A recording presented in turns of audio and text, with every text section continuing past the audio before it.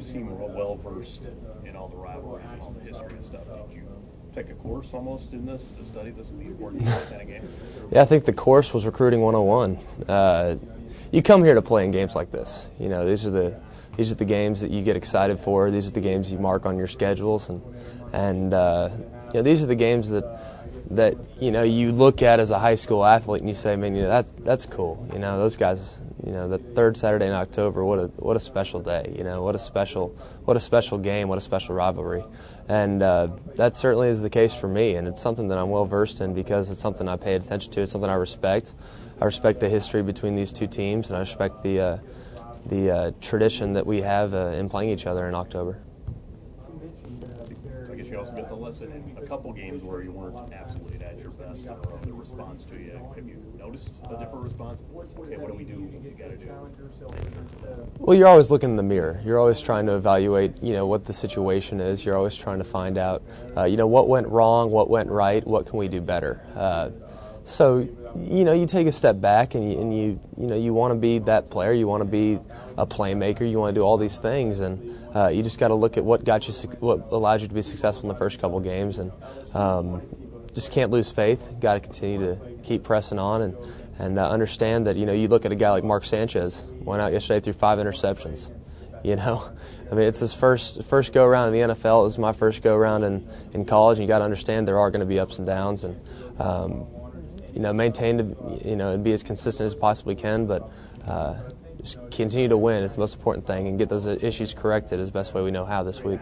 Do you do anything different in preparing for the game this week, knowing you have struggled just a little bit in the past 2 games?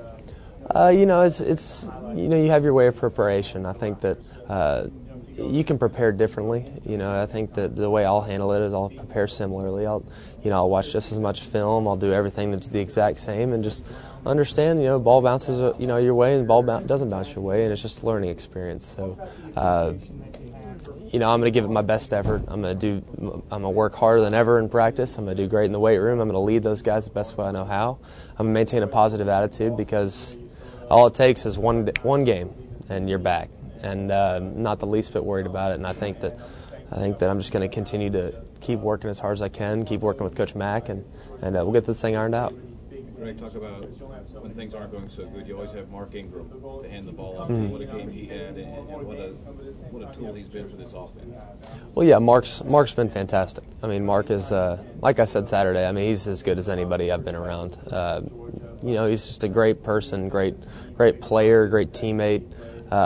The fact that he has the statistics he does, having, you know, split carries, you know, is unbelievable. I mean, he's just such a special person. He means so much to this team. So, you know, when things aren't going your way as a quarterback, it, you know, does give you a sense of confidence that you got a guy in the backfield like 22 or 3 or 5 or something like that will still be able to make plays for you. And you know, we have a lot of confidence in those guys, and I know they have a lot of confidence in me. And, you know, when one guy's not playing at their best, someone else better step up, because that's just the way the game's going to be. And, you know, there's been games when I've had to step up. There's been games when the defense has stepped up, offense has stepped up. Mark, Trent, Roy, those guys have stepped up, and that's the great thing about being a part of this team, is when someone's down, someone's going to pick you up. Greg, now that you're 7-0, Coach talked about making sure you guys don't play not to lose. How conscious are you guys of that, to just keep on attacking and keep on going forward? Well, I think that's a big thing. I think that's one of the problems I've had in the last couple of weeks. I think that you know, and really looking in the mirror and doing some self-evaluation, some soul searching. I think that I've been playing so hard not to make a mistake, and it hasn't really been allowing myself to enjoy the game and have fun with the game.